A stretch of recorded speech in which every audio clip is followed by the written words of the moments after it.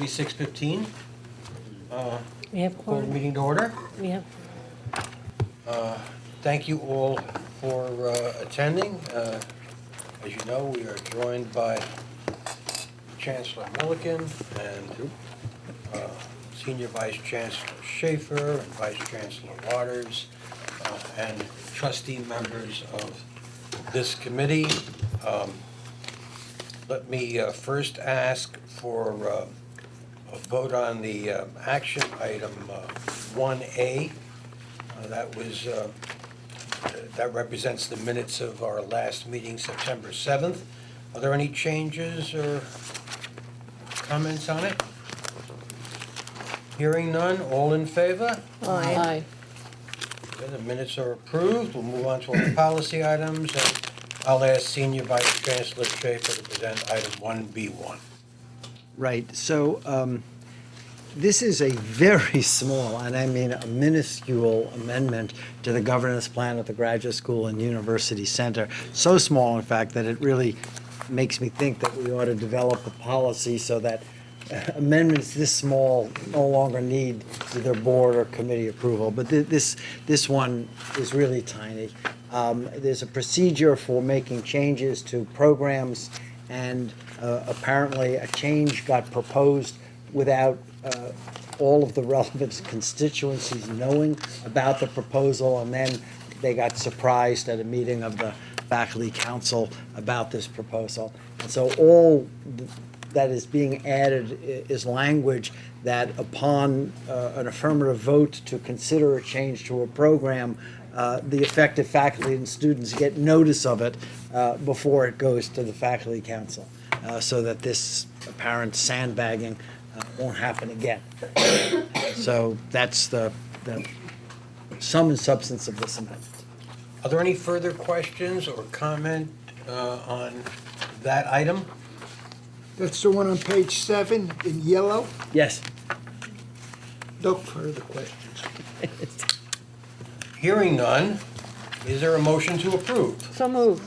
Is there a second? Second. All in favor? Aye. The motion's approved.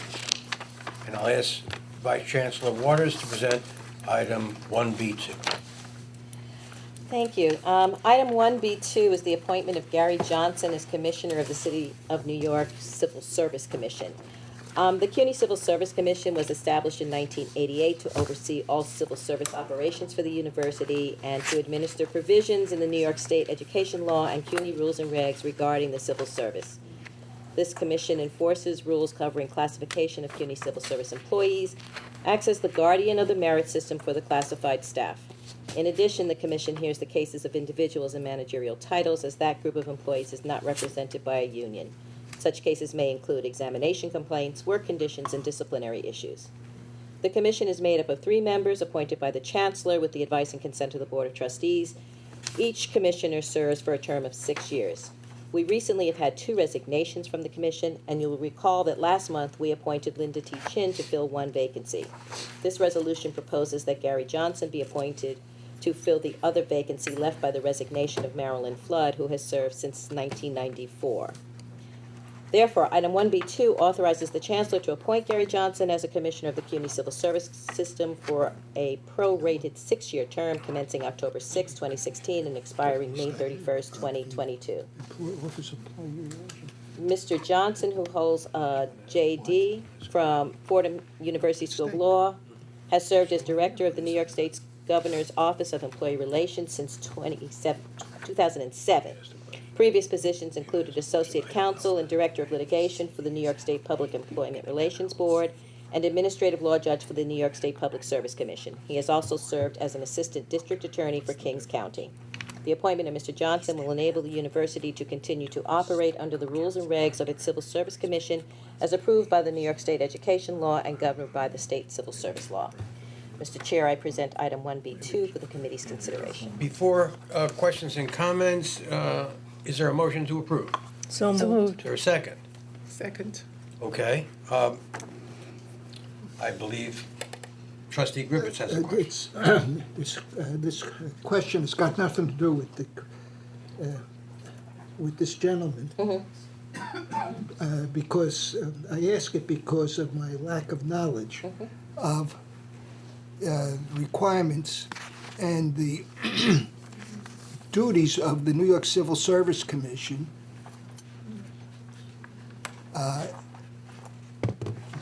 Is it possible at one time or another it could have a relationship to activities of the New York Governor's Office of Employee Relations, is the question. If I could answer If- that, because I was going to jump in. Apparently, we got hold of an What? outdated resume of Gary Johnson, and so we ought to correct it when it goes to the board. Gary stepped down as the director of the Governor's Office of Employee Relations in, I think, 2011, in order to become counsel to the president of Medgar Evers College, where he was for the last 3 or 4, I think 4 years. So he is not currently in that role. This must have been the resume we got when he first When he came to first- CUNY. okay. Came to CUNY. I didn't have an updated But anyway, resume. he's been at CUNY and just recently retired as counsel at Medgar Evers College. He's currently retired. But as usual, you have an eagle eye. Is that answer satisfactory, trustee? Not only satisfactory, it's appropriate. Even better. Okay. Are there Just any, a quick question, my lack of knowledge, is this a paid position? No, it's a No, volunteer. volunteer, thank you. so of course, we want to hold them to every requirement of the law and every stricture of anything that's ever out there, forever and ever. Well, you served Medgar Evers very well, and he was thought of very highly at the college. Is there anyone else? We ready for a vote? All in favor? Aye. Opposed? Abstention? This nominee passes. And he graduated. Did he really? Yes, Why didn't I know that? I don't know. I'm not going to ask you what year. My year. I'm still not going to ask you what year. Now we can move on, I think, to items 1B3 and 4. Items 1B3 and 1B4 are naming opportunities at 2 of our colleges, together representing monetary gifts to the university of nearly $3 million. These matters have been vetted by my office and the Office of Institutional Advancement and the General Counsel to ensure that they meet the university's guidelines and are now recommended for approval. They are the Skirball Science Learning Center at Hunter College, a $450,000 gift, and the James M. and Kathleen D. Stone Center on Socioeconomic Inequality at the Graduate Center, a $2.5 million gift. Mr. Chair, I present these items for the committee's consideration. Before questions and comments, may I have a motion to approve? So moved. Second. Second. Are there any questions or comments? None? Then hearing none, all in favor? All Aye. in favor. Opposed? Abstentions? Carries. Items 1B3 and 4 carry. Now we'll move on to the Chancellor's University report matters and ask Vice Chancellor Waters to present those. Yeah, you're tired of hearing from me. Section 1C identifies 4 appointments of vice presidents at the colleges. These appointments will appear in the Chancellor's University report that will be voted on by the board at its meeting on October 26th. They are Kenichi Iwama, Vice President for Economic Development, Continuing Studies and Governmental Relations at the College of Staten Island. Mr. Iwama has more than 20 years of experience in senior management positions. Since 2010, he has served as Deputy and Chief of Staff to the President of the College of Staten Island, and he has distinguished himself as a highly effective administrative leader. He also served as the college's Director of Diversity and Compliance from 2009 to 2010, and the President strongly recommends this appointment. Item 1C2, Stephen DiDio, Interim Vice President and Chief Communication and Marketing Officer at Queensborough Community College. Mr. DiDio has worked at Queensborough's Executive Director of Communications and Marketing since 2013, and in that role has transformed the college's media relations and branding. His previous positions included press coordinator for Senator Hillary Rodham Clinton and communications aide for Mrs. Clinton's 2008 presidential campaign. He has also performed communications functions for the New York State Senate and for Patch Media of the Huffington Post. Item 1C3, Jonathan Sandville, Vice President of Institutional Advancement at Medgar Evers College. Mr. Sandville has extensive experience in fundraising for regional and national nonprofit organizations, raising millions of dollars from corporations, foundations, individuals, and government sources. He feels a critical vacancy at Medgar Evers, which is endeavoring to provide greater scholarship assistance to new and continuing students. The President strongly recommends his appointment. And item 1C4, the appointment of Vincent Banray as Vice President for Student Development at York College. Dr. Banray currently holds the title of Interim Dean of Student Development at York.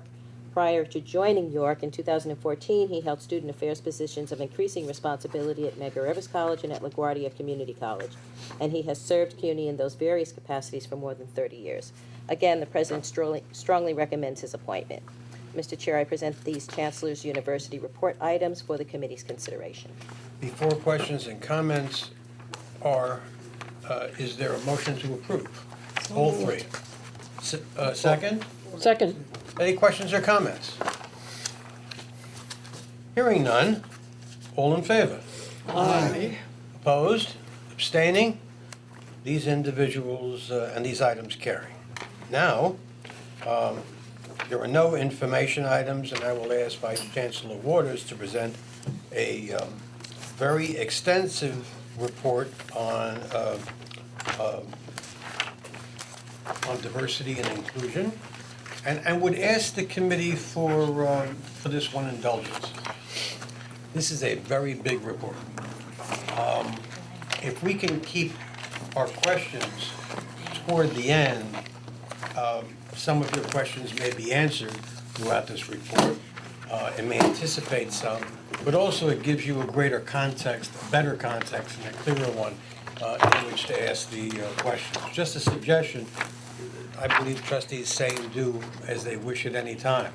But this is a long report, and it's important, and I do hope we'll give you a chance to make it to its completion.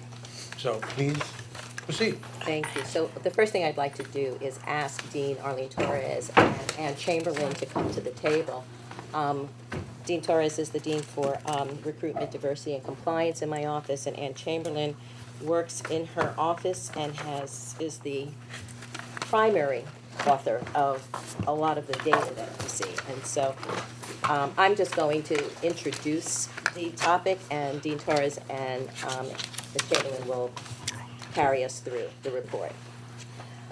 At the request of the chair, we are presenting the first of quarterly reports on diversity.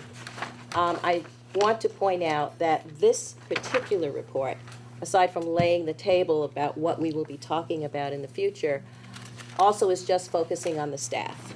We have purposely left the faculty. We will bring the faculty diversity report to the committee in January. What many people may not know is that we, as per federal guidance from the departments, from the Federal Office of Federal Contract Compliance Programs, OFCCP, we collect and report data on diversity of our workforce on an annual basis. And our affirmative action reports are based upon groupings of similar jobs, and so that's how we do the comparisons.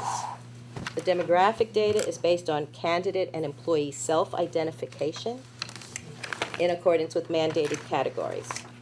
And CUNY is required to canvass the employee population periodically for self-identification information. And when new employees are hired, they are asked to fill out a self-identification form regarding their ethnicity, their gender, and maybe if they're a veteran or if they identify as being disabled.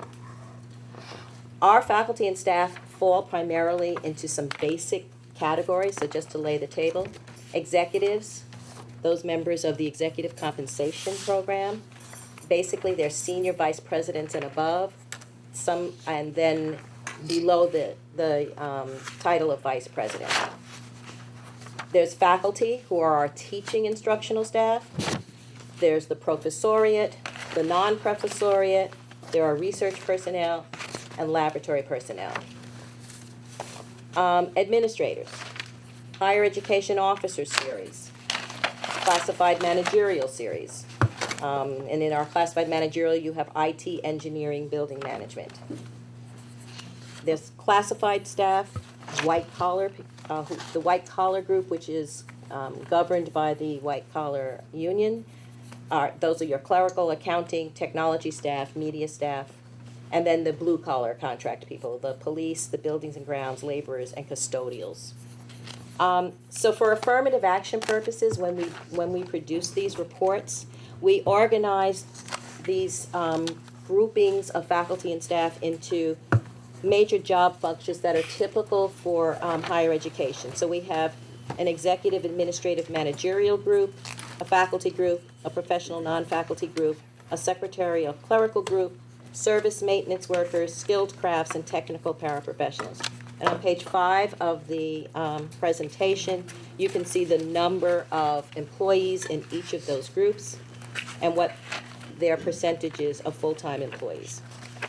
For the purpose of clarity, our total university headcount is 20,002 Full-time. full-time. Yeah.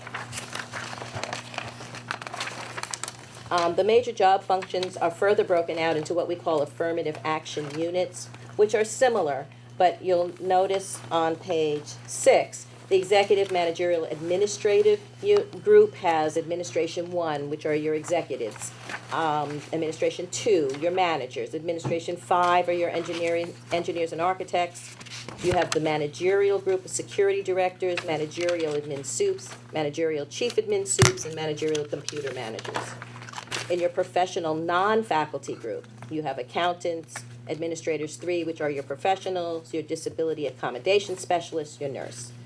Secretary clerical, CUNY administrative assistant, CUNY office assistant, mail messenger services workers, skilled trades. I think we need dispense with the reading. Okay, you get the point. Okay, all right. So moving on, I'm now going to turn it over to Dean Torres to talk about the affirmative action plan itself, and then she'll go into some of the details. So in our office, we work very closely with the chief diversity officers on each of the campuses and in the central office to develop the affirmative action plan. We produce several plans, one that focuses on females and minorities, a plan that focuses on veterans and individuals with disabilities as mandated by the federal government. But we also prepare a separate plan for Italian Americans, and a number of people have raised questions about that. There was a settlement agreement that required us to develop a separate Italian American plan, and information about that is on page 8. So they are considered a protected group at CUNY, and as such, we regularly meet with the Italian American task force on these matters. And in 2014, an expert panel reviewed the documents and made some recommendations, and we will have a subsequent expert panel that will review the progress that we've made since 2014, and that will take place in 2018. The objectives of the plan are fairly straightforward. We have got to achieve representation that is commensurate with labor market availability.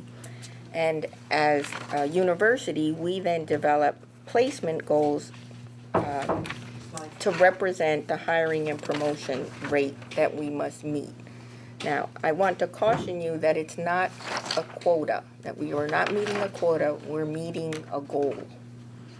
And we have to assess the impact of the kinds of programs that we have across the university and in the individual campuses to make sure that we are engaged in outreach, in career development, that we focus on the analysis of exams, and that we develop strategic relationships with organizations to make sure that we are engaged in broad outreach.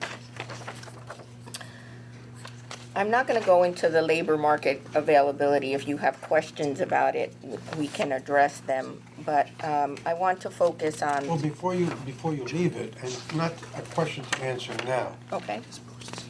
but I think it's important, each one of these snapshots to define how labor market availability is arrived at. What the calculus is, what the targets are, what the comparisons are. That's important.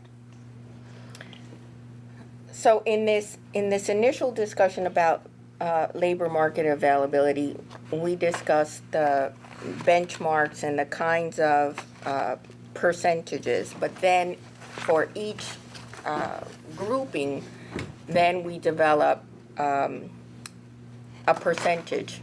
And so you will see as you get further into the document that in some cases we will have 80% and 20%, 80% national, 20% regional. In other cases, you'll see 60%, 40%.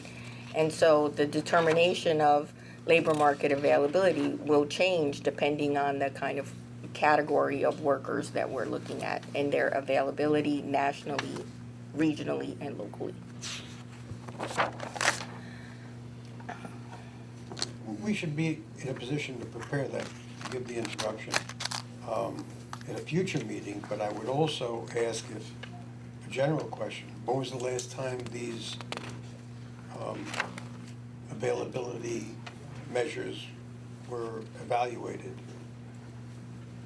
and reviewed?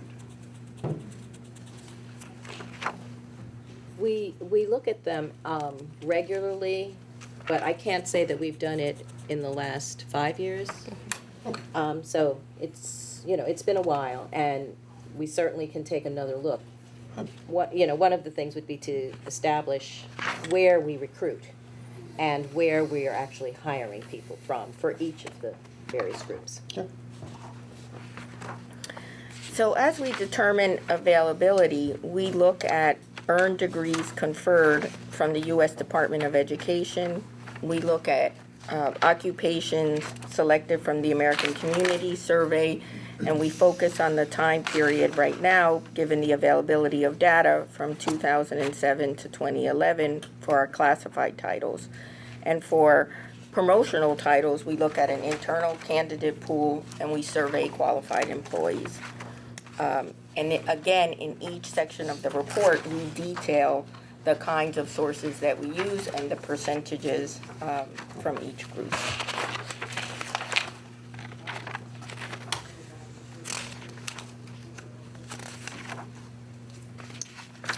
As indicated earlier, we do calculate a blended rate where needed. So in some cases, we use 80% national and 20% regional. And we do look at a reasonable recruitment market for New York by focusing, again, on the national, the regional, 4-state, New York, New Jersey, Pennsylvania, and Connecticut, and the local New York City area. The affirmative action plan, in addition to providing that statistical information, much of which you will see here on market availability and underutilization, we also include narrative information about progress that has been made on the campuses and the kinds of activities that occur specifically on the campuses, as well as in the central office. And on page 15, there's a listing of some of the kinds of recruitment efforts that occur centrally and at the campus in support of diversity. The following 80 pages or so are the breakdown of the actual job categories and the percentage that is the market availability, as well as the percentage that is at CUNY. And then those that are highlighted in blue indicate where we have underutilization. What do you mean by market availability? You can explain specifically. It's the demographic composition of the group from which we would normally recruit if we were hiring a new person into a job. I don't understand. So it might be if we are looking at hiring physics professors. Okay. So the availability would be how many of the population of physics professors in the United States are female. how many of those are African American, how many are Hispanic. And it's those percentages that we compare ourselves against. So we're not comparing against a general population, we're comparing against a smaller population of the people who would normally take that type of job. Can I ask a clarifying question? Sure. So that if you have a category that has traditional underrepresentation, you're comparing it under that traditional underrepresentation. So, Category has right, traditional- so let's use your example of the engineers, we have female engineers. So that would be a traditionally underrepresented, so that becomes our benchmark? Well, we would make a benchmark of who is available in the population to take the job. And yes, if there is, in the markets we would normally recruit, if there is underrepresentation, you're correct. We're comparing ourselves only to what is available in the marketplace. And that market might be defined by a pool that's broken down by 80% national and 20% regional. That's correct. And statistical Not having any calculations. clue what that means statistically, but understanding that 80% and 20%, that hasn't been reviewed in at least 5 years, right? Correct. Okay. I should point out at least the one area that I know a little bit about, which is the data on Italian Americans, because it requires some extra data since it's not the normal census data. The expert panel to which reference was previously made looked at the question of what's the appropriate mix between national and regional and local, because different job categories are different. I mean, for professors, we tend to recruit more nationally, whereas for other jobs, we tend to recruit more regionally or more locally. And so in all of these areas, there's work done to try to make sure that if it's 80-20, to use your example, No, it's your that it's, example, actually. well, okay, to make sure that it's not arbitrary, but is based upon what in fact happens in the real world. Well, that's a deeper dive for this committee at another meeting. Right. But Rick, also just to bring something from fiscal into this conversation here, our ability to recruit, whether it's 80% or making the pool 100%, say we want to look nationally for everyone, comes back to our ability to pay people and convince the professor in Kansas to move to the most expensive market in the country and take a job here, which goes back to the faculty salary issue. Excellent point. I don't think Kansas is our. Please Well, proceed. Kansas isn't. Yeah. Please proceed. Okay, I mean, I'm not gonna get into the sort of one-off Italian-American thing, because that's unique. It, however, provokes another question: are we doing similar things for everybody else? But again, that's part of a deeper dive in another meeting. Right. Keep going. So the remaining pages are university-wide summaries and then specific summaries for all of the colleges based on the job groups. And so rather than going through every single one, because as I indicated, we've got a good 90 pages of this, I wanted to open it up for questions that you may have about the initial material that was presented and then the subsequent data that you have available. We might want to just point out that on, for example, on page 19, where we're looking at the university as a whole and looking at different categories, where you see the blue shading, that shows that there is a difference between the labor market and the workforce, and the blue suggests that there is an underutilization in that category. So overall, please correct me if I'm wrong. Overall, from this report, from this page, we're doing fairly well in most of the areas when it comes to, with the exception of Italian American and some categories for Asian American. But overall, from this report, it looks like we're doing fairly well in diversity in all of the categories. There's not a lot of underutilization. That is, if you assume that the original labor market No, numbers I are got that. current. Right, right, Or right. what- Which was my Right. previous question. Right. Right. But, Right, and the other thing I want to point out is that, underutilization is helpful as a benchmark.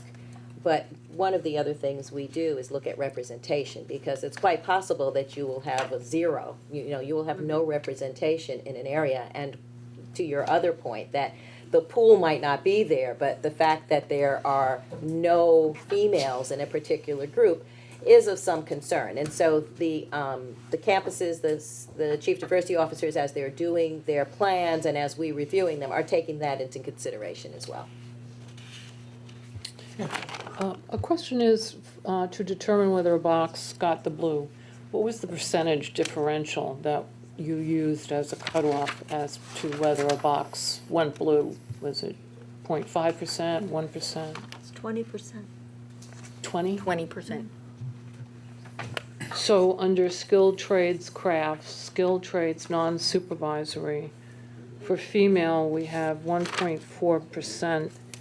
The labor market is 2.5%. There's a variance of 20%. that's it. Right.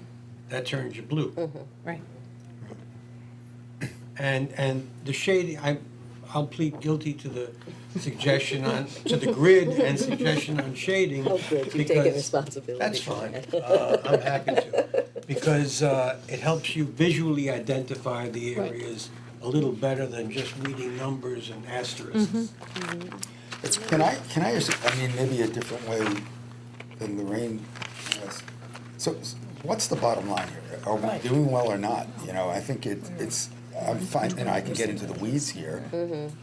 But how do you interpret it? Seeing for the first time is hard. Well, I would take the position that we're doing, first of all, better than a lot of other universities, which is, kind of who we compare ourselves to. It varies very much by title group. Right. And I think that's where we need to focus. I am also concerned that in certain areas, we have no representation. So, I find it troubling that in the administration areas, for instance, we don't have very many Asians, and yet the labor pool is relatively robust there. So, those are the things that I think we have to drill down a little bit on. Generally speaking, we're not in bad shape, but that doesn't mean that there aren't areas that we need to really focus on and improve upon. I would ask that we go through this report page by page, not for every page, but let's at least see the university snapshot. Let's see central administration and a college or two to give us an idea of what we're looking at. But agree to that? Okay? As long as you say what pages. Point well taken.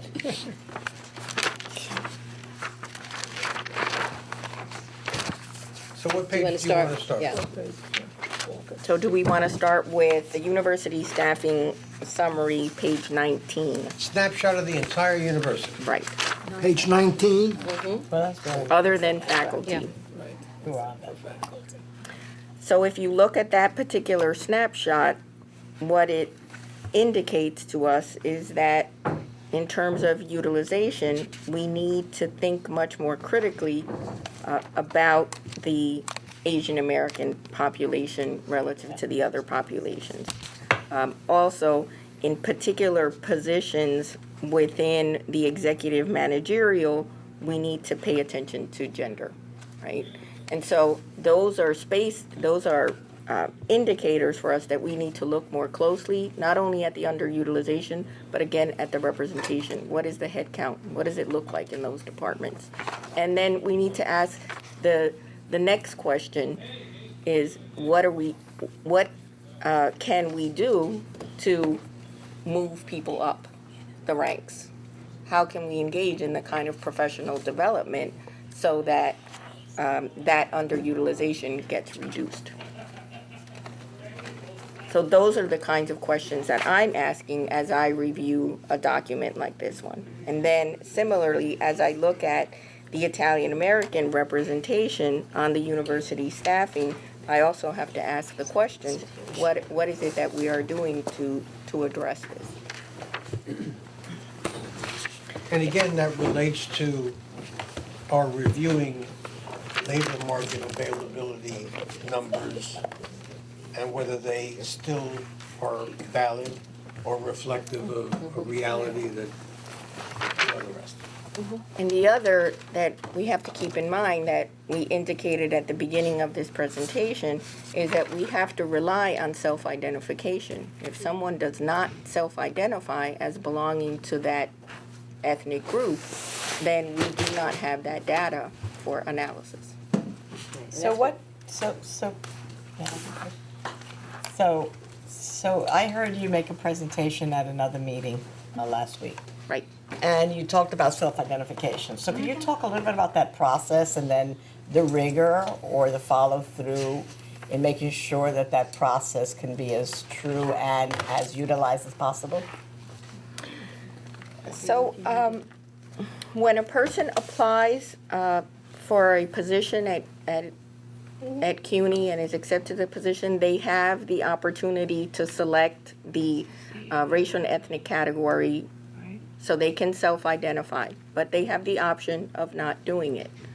More recently, CUNY has included information so that you can self-identify on a range of ethnic and racial groups. So before, you could self-identify as Hispanic, Black, African American. Now when you go into CUNY first, you can select Hispanic, Latino, you can select Dominican, you can select Puerto Rican, you can select Cuban, to give you an example. So what that means is that we now are in a position to be able to disaggregate these broader groups. But again, people have to do that. But there was a time where people were only selecting the aggregate groups, and when we report to the federal government, we only use the aggregate groups. So to answer your question, we last year provided information to the entire CUNY community, asking them to go back in and to self-identify. And we encourage them to self-identify not only along these broad categories, but along these subcategories. A small percentage did that. So we need to engage in a concerted effort, and we're working on that, to revise the document and resend it out to the CUNY community to explain why this is important and encourage them to self-identify. Because the better data that we have, then the better information we can provide you, whether it's in the affirmative action plan or if it's in particular groups across CUNY who are asking questions about representation. I'd also add that the federal mandate is to ask a person a number of times. You ask them when they apply, you ask them at the time they get an employment offer, you ask them at the time they're hired, and then you are supposed to be asking them every 3 years after that. So it's an ongoing process. I think the Chancellor wants I to just add wanted to ask something. a follow-up question. Do you have any data or estimates, either at CUNY or even broader than that, on how many people opt not to self-identify? So that we have some sense of what the... Among candidates, about 80% of our candidates identify gender and ethnicity. More identify ethnicity than gender, surprisingly enough. I think we have a similar number among our employees, but I'd have to get back to you as exactly how many. At the federal level, don't they also ask now, don't you have the opportunity, not just in terms of disaggregating, but picking multiple boxes? So if- Yes. Yes. And how is that reflected here if somebody says, I'm Italian American and African American and Asian? For federal purposes, Yeah, a lot those of people parties get, to go to at the end of it. those people get added to the category of total minority. So if you look at the chart, if you were to add. Which chart? What page? On page 20, for example, or both of these charts, if you were to add Asian, Black, Hispanic together with white, you would not get that total minority number. Total minority is somewhat larger, and it covers people who identify as 2 or more races, as well as people who identify as Native American or Alaska Native, places where we have relatively little response. Okay, so that explains why in a later chart, Gutman has a 0 in all the categories, but has a number for a minority. Right. Gotcha, Correct. okay. Right. But at present, you have pretty much on ethnicity an 80% compliance rate For candidates, yes. for candidates. That's, 80% or more, depending on the job. okay, that's pretty good. Is there any, okay, you ready to continue? So do you have any other questions about the self-identification process? No. Okay. Just we skip. That's, and of course, we're on the faculty, and we're gonna do a deep dive there, so there aren't a lot of, there isn't a lot of additional data on labor market that we have at this point, but we will have a much more complete presentation of this. So if you turn to page 29, there we have staffing census for the CUNY central office. And again, there, as you'll note, the number of boxes that are shaded in blue are relatively few, but then there are particular ethnic groups where we need to pay attention. So for example, we do need to pay attention to the Asian American as well as the African American presence among the executives in the central office.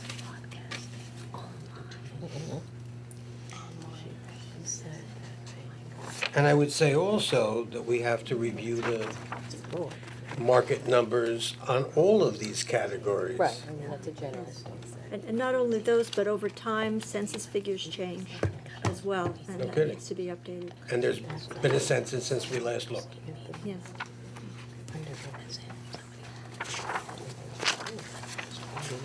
Is everyone seeing this? Anyone have any questions or comment?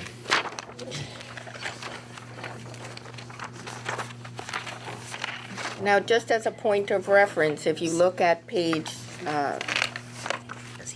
33, there you will see the numbers.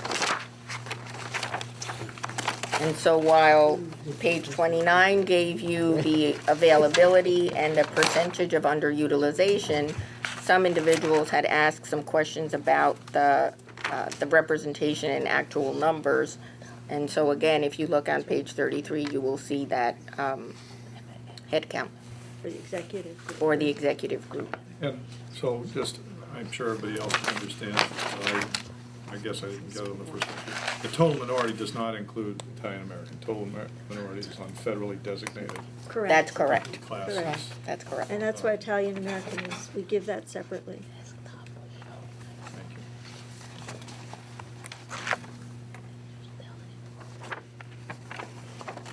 If we go then to the administrative one on page 36,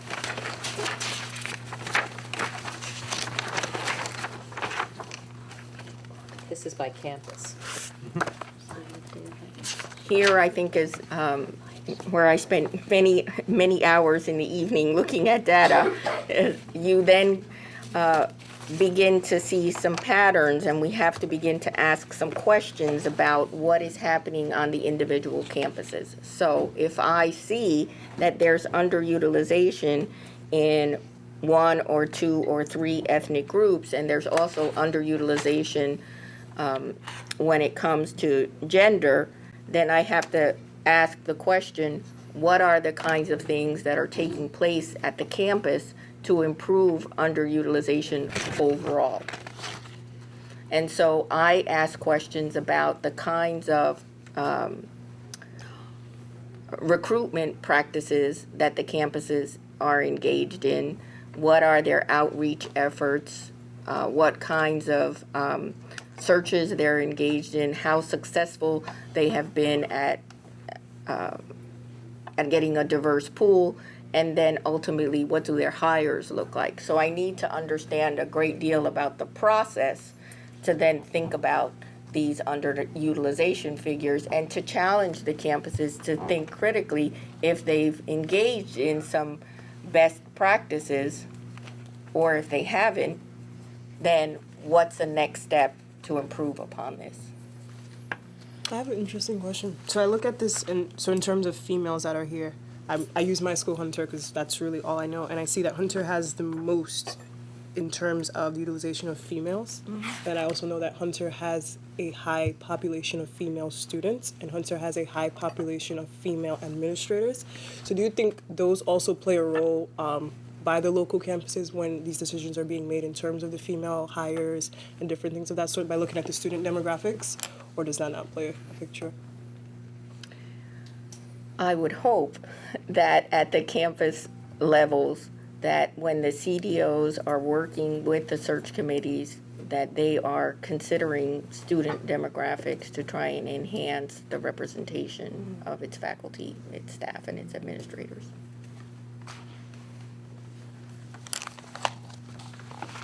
I think you have to also keep in mind that Hunter has a tradition of Right. being a women's college, and, you know, so there's a strong female presence at Hunter, just because of its history. And I asked that right. Because Yeah, and so I think you find that at other schools as well, where their history and their culture is Right. kind of reflected in the what it looks workforce. like. Right. So if we go then to page 38 and look at administration to the managers, you'll note that the underutilization of women decreases. So what that does is it raises the question for me is how might we again engage in the professional development of the women who are in administrative 2 so that they might move into administrative 1 and we reduce the underutilization. So these are the kinds of questions I ask as I review the data. So Arlene, if I could just, it looks as if the scale changed, because now these are not 20% off. Everyone is shaded that is below the utilization, the availability. Right. It's slightly different. It's everyone is shaded who is at least one FTE underutilized. Because the So- numbers are so small. Yeah, because the numbers are so small. Yeah, so that's the That's important why we thing do to that. recognize when you're looking at administrative 1 position, executive positions. Your total N is fairly small, and so one person can make a significant percentage difference.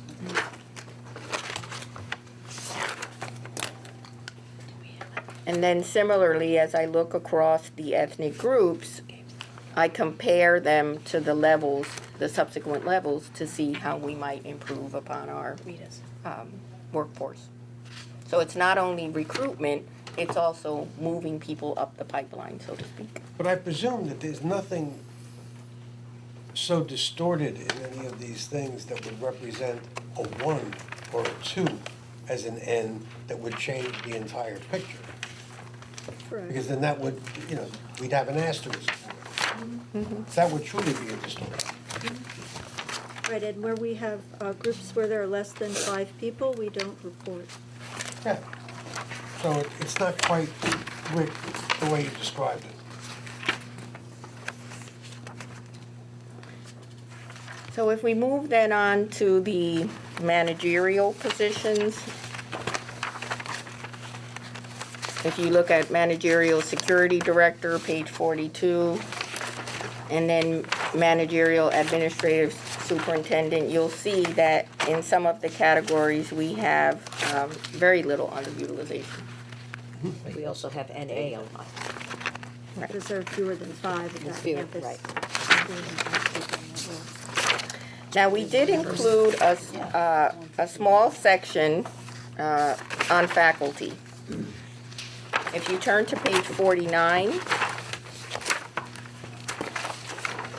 we have the head count of the faculty by the 3 groupings of the professoriate, instructors, and lecturers. And we also have the breakdown by gender and ethnicity. We provided this preliminary information so that you would have a sense of what the faculty figures are. And then we will be providing a much more detailed report that's consistent with the kind of report you received here on the staff in January. I think this is the moment for the question that was left over from finance. which is, as I recall it, hiring of about 1,000 additional faculty. They're new. How do they break out, and how do they demonstrate our commitment to inclusion and diversity? Do you have any We don't have information that. on that? We don't have that here, but we do have it. So when we do the faculty. Provost had reported that, so we should, and that could be, just an offline communication with us. What's that number? Okay, we can provide that. But I'm sure they'll be included in the total snapshot of faculty when we return to the subject. This is labeled full-time employment. Where do adjuncts fit in? We don't have any breakout. We don't. We haven't included adjuncts here, and we don't normally include adjuncts in our affirmative action plans. We're going to be looking at that, though, and starting to include them going forward. As part of a potential recruitment pool? Well, also as part of the faculty that are in the classroom with our students. So it may not be the same as full-time tenure track, but I think it's useful to know. But it's a separate category. Yeah, Yeah. and it would be a potential recruitment. What's the percentage between full-time faculty and adjunct faculty? 2 to 1. There's twice as many Adjunct. part-time, or more than twice as many adjuncts Yeah. as full-time. So it gives us a It's bigger depressing. picture. And you also have to look at number of courses taught, not just, Could I ask a question about page 19, I'm sorry, page 21? It's in relation to faculty. What page? 21.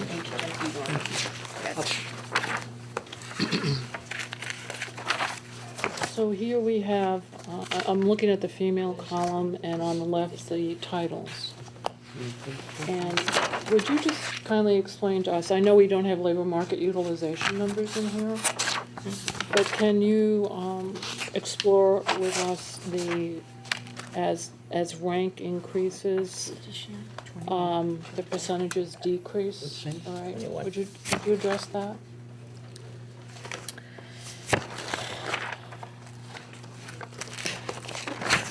Well, I think it's exactly what you see here, that as people move up in rank, when it comes to the female population, it continues to decrease. So we have to ask the question whether or not women are being tenured, how long it's taking for them to be tenured. Once they are tenured, if they're being promoted, and if they're not being promoted, why or why not? Are they stuck at the associate professor level? Are they moving into the ranks of the full professor? How many are moving into distinguished positions? We need to ask what are the barriers to promotion. So in the coach survey, for example, if there was a compendium across all campuses and that data was collapsed, one of the biggest frustrations was moving from associate to full. Correct. And it was, I think, in a lot of reports yellowed as a box that needed attention. So that would be useful to know by campus. And the coach survey did provide a great deal of information on that, and Academic Affairs has launched a mentoring program Yeah, I know. to help individuals who are at the associate professor level and who have remained in that title for a considerable period of time to kind of jumpstart the need to move them from associate professor to full professor. It would be interesting, Arlene, to know with that initiative, what proportion of the participants are male versus female? We can get that information. And whether workshops should be customized because women do have more child care taking responsibilities, and is there anything the university can do to alleviate that so that women, child care centers on campus, things of that nature that other universities often offer, and also become part of a decision-making process when job offers are made. Anyone else? Please continue. So as we move away from the professional category into the professional non-faculty, again, we have figures on the full-time employment on page 56. And it gives you a sense of the number of, 56. page 56.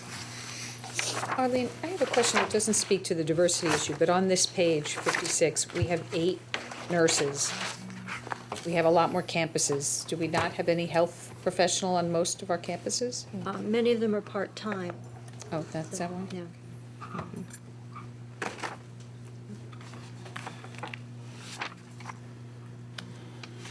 So then again, as we begin to look at those categories of employment, we see underutilization among the accountants. If you look at the various campuses, there are some campuses where we see underutilization among females, among Asian Americans, and among Hispanics.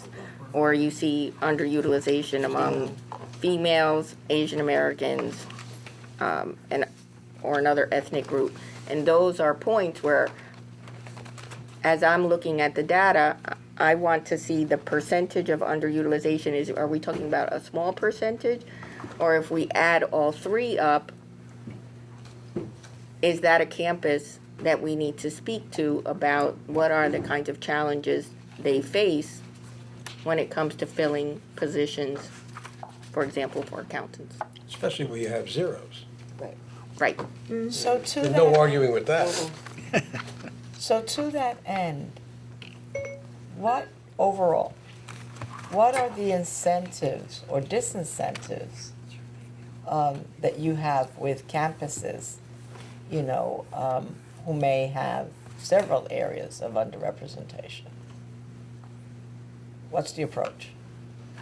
We would speak to the president. I mean, again, these are the president's plans, so we would speak to the president about what we're seeing in the plan and what plans they have for fixing the utilization, what outreach.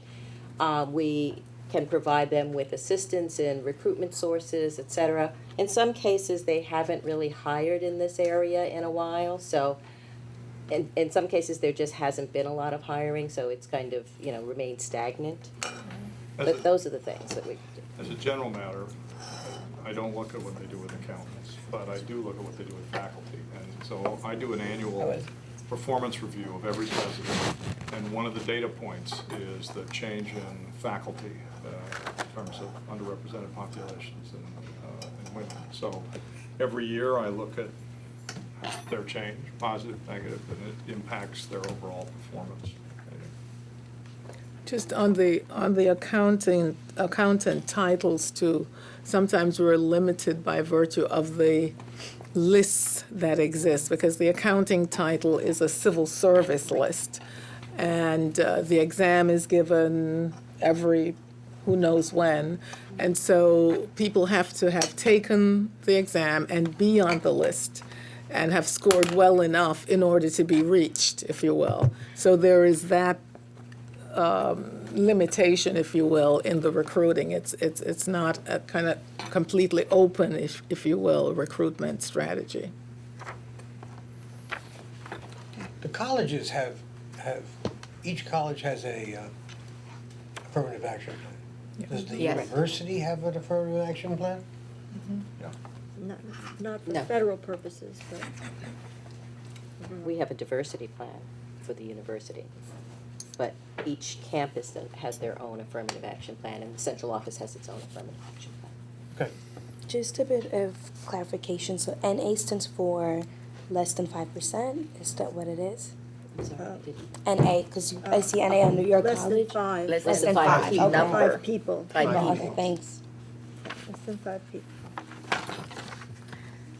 So if we go to page 60, where you have administration 3 and professionals, I thought it would be worth, since there were some discussions about labor market factors and so forth, it's just to remind you that there's a range of titles in this administrative 3 professionals with different, very different kinds of salary rates. And then we're weighing labor market factors. In this particular case, we're looking at earned degrees conferred, bachelor's degrees in the 4-state region.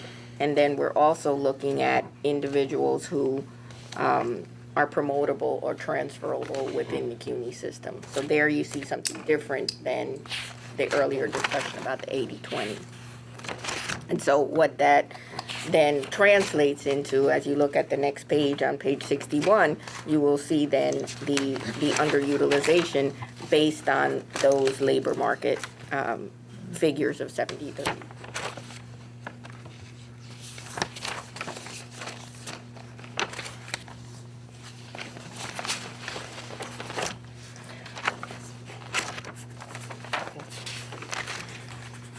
Arlene, have you done any studies that look at, in terms of our hires and across different titles, the extent to which people are moving for any of these positions? I mean, when we're looking at, you know, even just Pennsylvania, Connecticut, et cetera, like, do we look to see that? Is that? Do you mean moving as in relocating? Yeah, I mean, I just would think for so many of these positions at the salary level that they're at, someone isn't going to move into Manhattan from Western Pennsylvania. I think we've learned that over time, the geographic range has expanded as New York City's become increasingly expensive. But to answer specifically, we do a survey of our new hires every year, and we ask them, did they relocate or not? And we do have those statistics by title if it's necessary. Okay, so you are looking. To see it. Have you done Google Maps analysis of assistant professors, for example, and because of the salary and the cost of New York City, you could create like a geo map showing that they have to live further and further away, making the job more and more difficult, and their availability, not as good as living within the city? I think at this point it's anecdotal, and our new hires talk about having difficulty finding housing. Yeah. The last time I looked, which isn't that recently, I was surprised at how many faculty still live in Manhattan. New faculty. Faculty in general. Oh, faculty in general. Or you're in a studio. Do you keep a record of the applicants who have applied for the positions in the categories that are here? Yes, we do. Yes.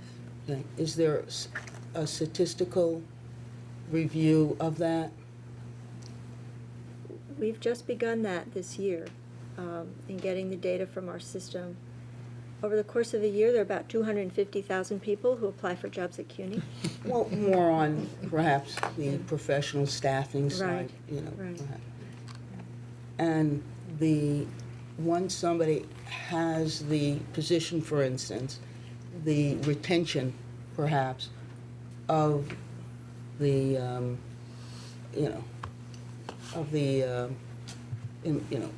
I would say in terms of full-time or adjuncts, how long they retain that position for. Yeah, we do periodically. It's sometimes challenging with the data. One of the things that we learned is that there are certain periods in a career progression where we are at more risk of losing the people than other periods.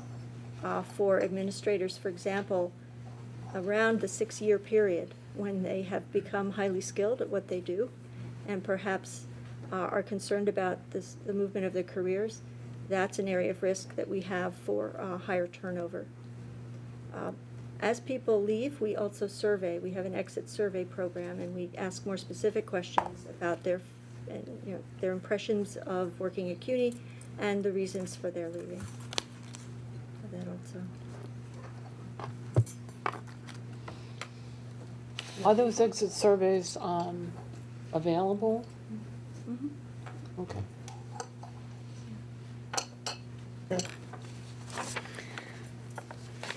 So then finally, when we look at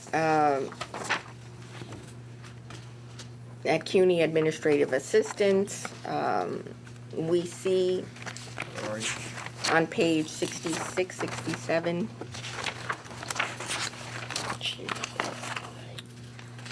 if you look at the underrepresentation of the CUNY administrative assistants on page 67, you will see that there is not a great deal of underutilization when it comes to gender, but across the ethnic categories, there is underutilization. And so again, there are some campuses where there's underutilization across every ethnic group. This is also a title that's promotional. And one of the things that I've seen, and again, it's anecdotal, is that a lot of people who begin as CUNY office assistants, and this would be the progression from office assistant through the various levels to administrative assistant, that they're not actually taking the test to get into the administrative assistant position, or they're not being appointed to the administrative assistant position. Instead, they're moving into the professional positions, to the HEO positions, where, I mean, many of them have their baccalaureate degrees. They may have gotten them while they were here in a lower title, and so rather than going into the administrative assistant position, they go into a HEO title. Right. Let's skip ahead. But there's a significant number of people, or not an insignificant number of people, in the administrative assistant position. Yeah. Yes. And they're sprinkled throughout the university in various colleges.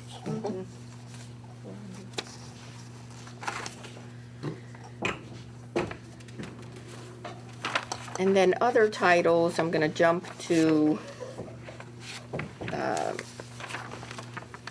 the basic crafts and buildings and grounds on page 77. If you look at those titles, by contrast, you see very little underutilization. And again, if you look at then the labor market factors, you see Fewer than 5 people. Yeah, there's only 55. right. And so in that case, you know, there are very few people, so they're not even reported. I would be concerned about page 79. The lack of Hispanic campus peace officers, security officers. Given everything that's going on in the world, those people need to be able to relate to our students, given our student population. There's a mismatch there, so that would be. We noted that when we were first looking at the data, and that is an area of concern. Well, might as well say this now rather than wait till the end of the presentation, but I would hope that we get from you, you've gotten from us some feedback, what we get from you is areas of concern and what we intend to do about it. Because that's the follow-up action here.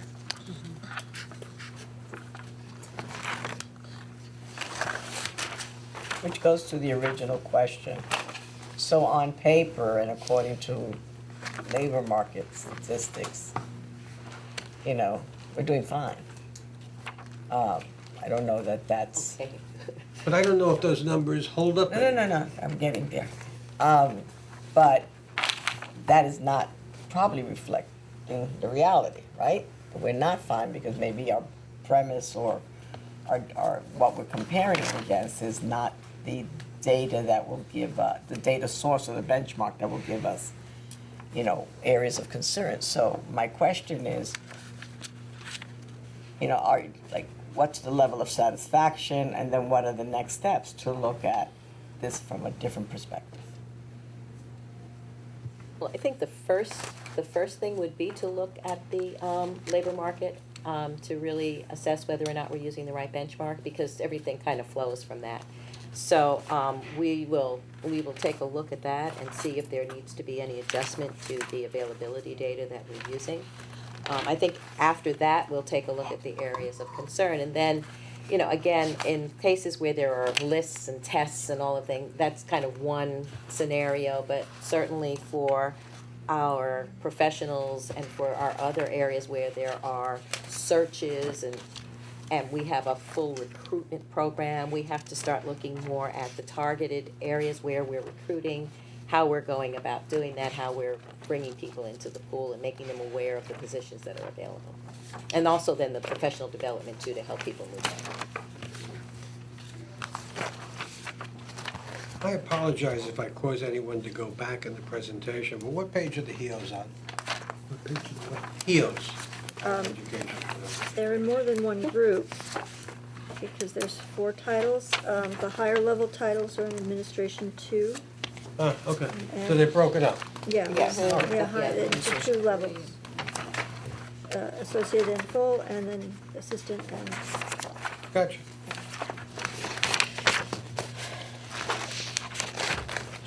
So on page 36. Yeah, I see.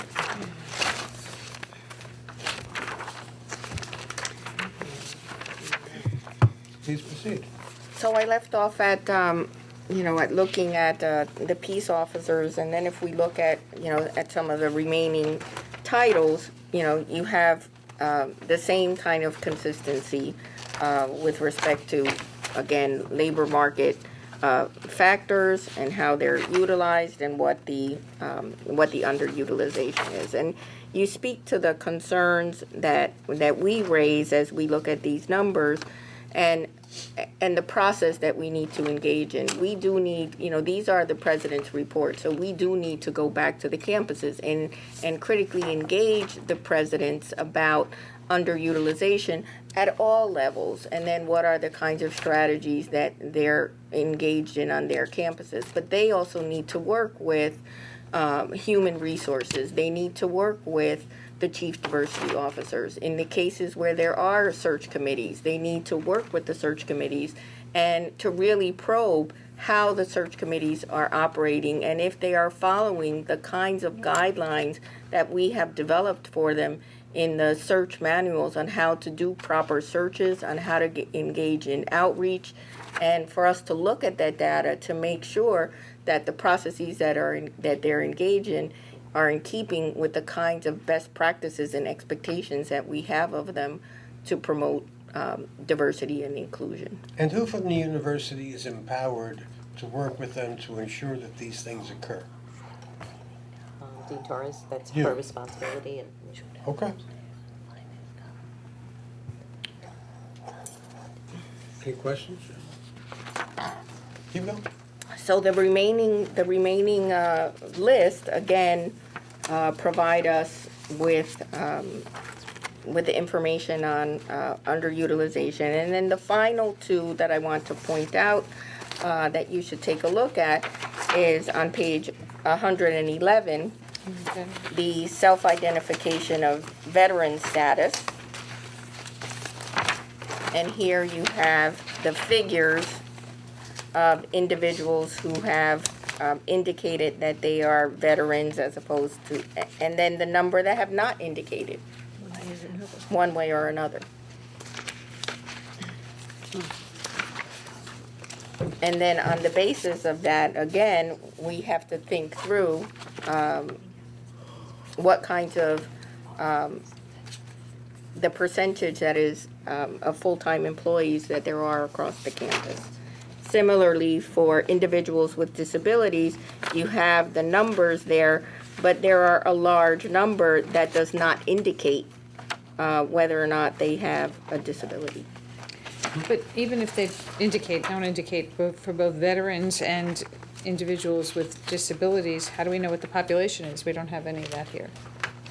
I mean, if you say, for example, that we employ just under 2% of our employees are veterans, what's the proportion of employable veterans in the I don't know. the federal government asks us to consider a benchmark of 7% for individuals with disabilities and Okay. 6.9% for veterans. 6.9% for veterans and 7% for, Individuals with disabilities. so then these are areas we're way under. Okay. We are way under, but it is quite common, many employers are finding challenges in encouraging self-identification in these groups. They don't want to say, yeah, exactly.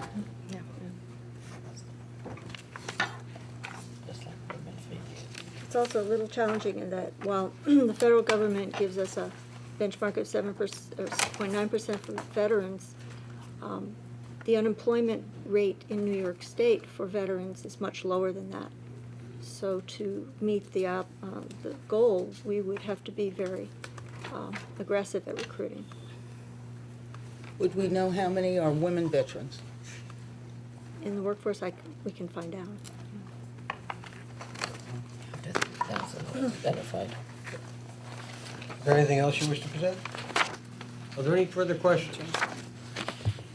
Did I hear correctly that there were subcategories of described other than that is on our screen? In the self-identification, when a Could you just person elaborate a is, little on that? okay, when an individual is hired at CUNY and they go into the system to provide their information, they have an opportunity to self-identify. And they self-identify along these broad race and ethnic categories: Hispanic, Latino, African American, Black, Asian American, and so forth. But they can also identify along what I'm referring to as subcategories within those larger categories. So I gave the example of the Hispanic Latino. A person could check off then that they're Dominican or they're Puerto Rican or they're Cuban or El Salvadorian. And so that disaggregated data would be available to us so that we get a sense of within that broader category, what is the ethnic representation? So in effect, they're asked two questions. The first question is, what general category do you identify with?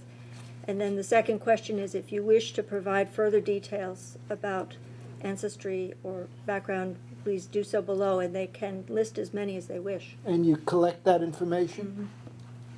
And it's not displayed here? No, because this quarterly report reflects the affirmative action plan, and in the affirmative action plan for the federal government, they do not disaggregate. They only use these broad But categories. we have that information. Yes.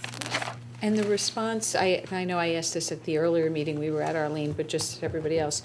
And the response to anyone who questions why Italian Americans versus any other subgroup that would want to disaggregate is because they brought a lawsuit, and so that's why. And short of some other group doing that, we wouldn't be disaggregating. Well, they brought a lawsuit and the university settled the lawsuit. Right. Any other questions? Are there any other questions or comments? Just a comment, thank you. I think we started the conversation across at our last meeting in terms of the investment on these things and understanding who should invest in it, but also just understanding what it looks like behind the scenes, because I'm not in human resources and I don't really understand what these things look like. So thank you for the great presentation. I have a question and a couple of comments, if everyone else is done. Question is, could you describe to the committee what human resources it took to assemble this report? Please.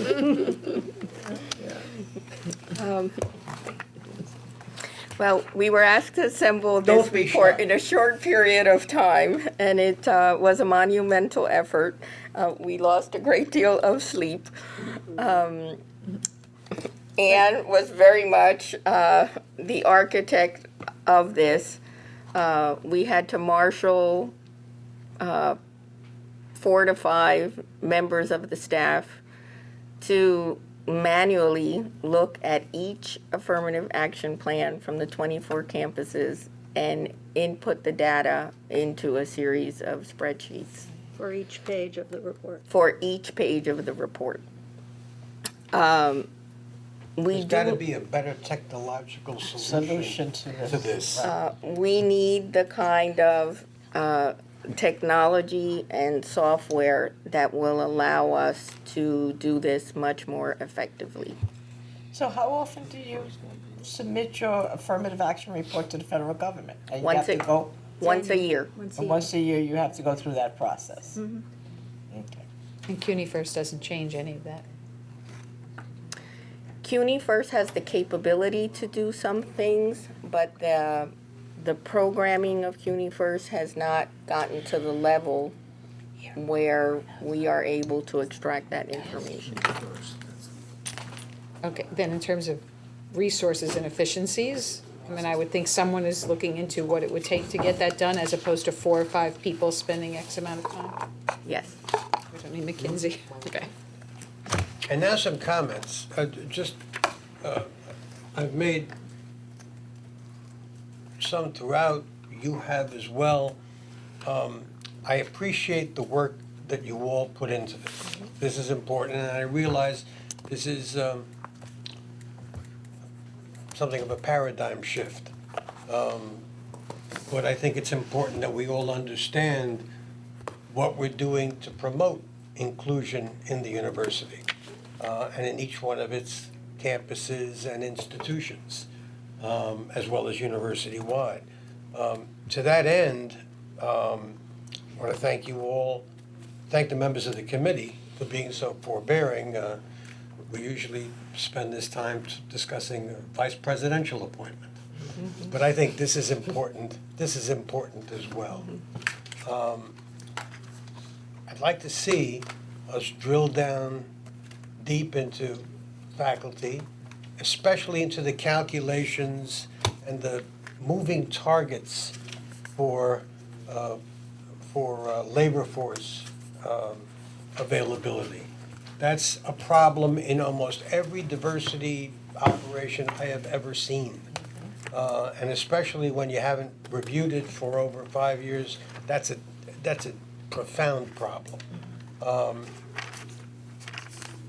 And then a look at where we are and what we should be doing about this. You know, the question I think the committee should ask next is, okay, I think we understand this now. We'll get a better understanding of faculty and the rest of the university and how we come by these numbers. Maybe we have to reevaluate how we arrive at those baselines and perhaps come to an agreement about how that's done in the future. But then what are we going to do about this?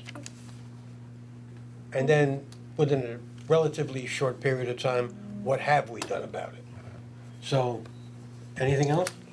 Yeah, the only Just thing I one would, thing from- Yes, sir. It was said that there are twice as many adjuncts. That means they teach a lot. They do. And we ought to know more about them. And the fact that they're not full-time should not prevent us from paying attention to them because they're out on the field teaching. And who are they and how diverse are they and the like is an interesting question. the only thing I would add to both those comments, which is if self-identification is one of the greatest source or the primary source of this data, then the kind of rigor, follow-up that you have in that process and the seriousness by which the institution, meaning all the campuses as well as Central, places on that. And let me just say that since I took this position in January, I have been increasingly become a numbers person. However, I'm still a trained cultural anthropologist, and so we have to pay attention to culture. And so as I look at this report, I still have to ask the question, what are the kinds of programmatic efforts that we're engaged in to help us tell the story of why the numbers? One is, what are the models that we use to develop the numbers? The other is, what are the numbers that are available? But then the other side of the story is still a qualitative assessment that needs to include a narrative about what's happening on the ground, the culture of the institution, the climate, to give us a better sense of diversity and inclusion. Because why I would stay, or why any of you would stay at the institutions that you work for, are not solely informed by the numbers, they're also informed by your colleagues, your sense of place, the kinds of opportunities that are available to you. And so what kind of supplementary narrative about the programmatic efforts that are occurring at CUNY? And there are some wonderful best practices, and yes, we can do better, but it seems to me to get the full picture, we need that too. I agree, all that is true. But at the end of the day, it's about Wages count. how diverse are we, how inclusionary are we? Are these numbers valid? Are these models valid? Have they been reviewed recently? Did they bear any relationship to reality? Can we meet those numbers? What are we doing to meet those numbers? There's a cascade of questions that come from this that really relate to that hard data. Is there a motion to adjourn? There is. Thank you so much, Chancellor and your staff. Thank you. Thank you, members of the committee. Thank you. Yeah. Thanks, Helen, that was you. great. That was really interesting. I was proud of my papers. When we did the Italian American ones, we Now, I'm watching. Thank you.